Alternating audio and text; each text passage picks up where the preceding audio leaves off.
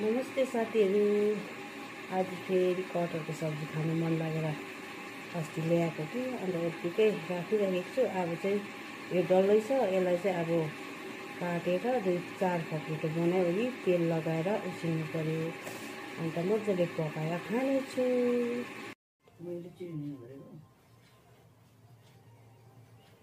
कटहरलाई चाहिँ मैले डल्लै डल्लै उसिने नि त, हातमा चोट लाग्छ भनेर मसिनो नकाटी उसिने। तर यो मजाले पाकिसकेको छ। हेर्नु त यो पाकिसकेको छ, यतिकै हो। अब यसलाई म काटेर चाहिँ मजाले फ्राई गर्छु, त्यहाँदेखि चाहिँ पकाउँछु।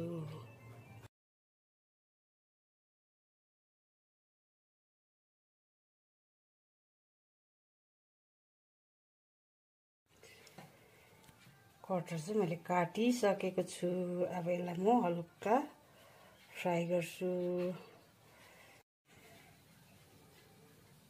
तेल तताइराखेको छु, अब तेल तात्यो होला। अब म यसमा फ्राई गर्छु।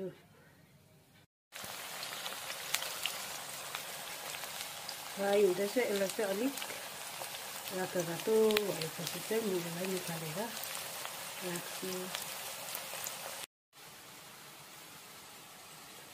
टमाटर प्याज काटेर रेडी गरेको छु। यतापट्टिको लसुनको पेस्ट हो, अदुवा पनि रेडी गरिसकेको छु। अब म यसलाई पकाउँछु।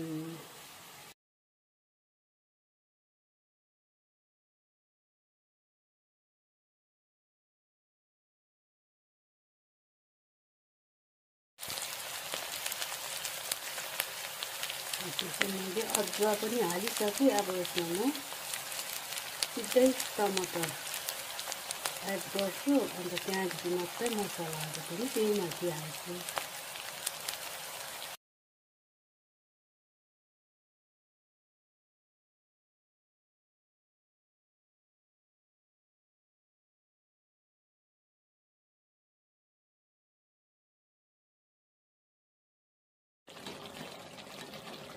यो मेरो आजको कटहरको सब्जी चाहिँ अब रेडी भइसकेको छ, पाकिसकेको छ।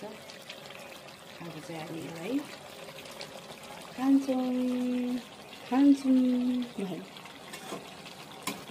यताले ह्याप्पी वाइल्ड। नमस्ते साथीहरू। आज फेरि कटहरको सब्जी खानु मन लागेर अस्ति ल्याएको कि अन्त यत्तिकै राखिराखेको छु। अब चाहिँ यो डल्लै छ, यसलाई चाहिँ अब